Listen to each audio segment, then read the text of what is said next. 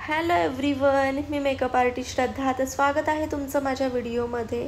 तर मी तुमच्यासाठी फुल makeup tutorial घेऊन आलेली आहे. तर सर्वात अगोदर मी माझ्या मॉडेलच्या आईजमध्ये लेन्स घालून घेतले आणि तिचा फेस मी व्यवस्थित क्लीन करून घेतला. त्यानंतर मी तिच्या आईजला कन्सिलर अप्लाय केलं आणि ते सुद्धा ब्युटी ब्लेंडरच्या हेल्पने व्यवस्थित ब्लेंड करून घेतलं. त्यानंतर मी पिझ्झा पफच्या हेल्पने व्यवस्थित लूज पावडर तिच्या आईजला अप्लाय करून घेतली. त्यानंतर मी आयशॅडो पॅलेटमधला लाईट ब्राऊन कलर तिच्या आईजला अप्लाय केला आणि तोसुद्धा मी व्यवस्थित ब्लेंड करून घेतला. त्यानंतर आयशॅडो पॅलेटमधला ब्लॅक कलर मी ॲज अ लायनर म्हणून मी यूज केला आणि स्मॉल ब्रशच्या हेल्पने ते सुद्धा मी व्यवस्थित ब्लेंड करून घेतलं. मला आय मेकअप थोडासा बोल्ड करायचा होता, त्यामुळे मी ग्लिटर पॅलेटचा सुद्धा यूज केला आणि ग्लिटर पॅलेटमधला गोल्डन अँड ग्रीन हे दोन्ही कलर मी मिसमॅच करून तिच्या आईजला अप्लाय केले आणि ते सुद्धा हाताच्या हेल्पने व्यवस्थित मी ब्लेंड करून घेतले.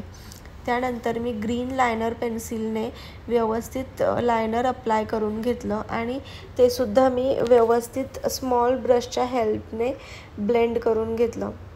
लायनर लावून झाल्यावर मी तिच्या फेसवर जिथे जिथे एक्स्ट्रा प्रोडक्ट्स सांडलेलं होतं ते मी वेट वाईप्सच्या हेल्पने व्यवस्थित क्लीन करून घेतलं आणि तिच्या फेसवर मॉइश्चरायझर प्रायमर अप्लाय केलं आणि जिथे जिथे डार्क स्पॉट्स आहेत तिथे तिथे करेक्टर करून घेतलं आणि तिच्या स्किन टोननुसारच फाउंडेशन तिच्या फेसला अप्लाय केलं. त्यानंतर मी लूज पावडरने तिचा बेस सेट केला आणि लूज पावडर लावायला थोडा वेळ लागला तरी चालेल, पण लूज पावडर व्यवस्थित सेट करायची जेणेकरून आपला बेस लॉंग लास्टिंग होईल. त्यानंतर मी तिच्या फेसला कॉन्टोरिंग करून घेतलं आणि तिच्या फेसला मी ब्लशर अप्लाय केलं. ब्लशरसुद्धा मी थोडंसं डार्क लावलं होतं. त्यानंतर ब्लशर लावून झाल्यावर मी तिच्या लिप्सला लिपस्टिक लावून घेतली. मी न्यूड शेडमध्येच लिपस्टिक अप्लाय केली. त्यानंतर सध्या लिपस्टिक ग्लॉसचा खूप जास्त ट्रेंड चालू आहे, त्यामुळे मी तिच्या लिप्सला लिपस्टिक ग्लॉस यूज केलं आणि आयब्रो डिफाईन करून घेतले. आयब्रोजला वेगळा कोणता शेप दिला नाही, फक्त थोडेसे डार्क केले आणि व्यवस्थित शेप दिला.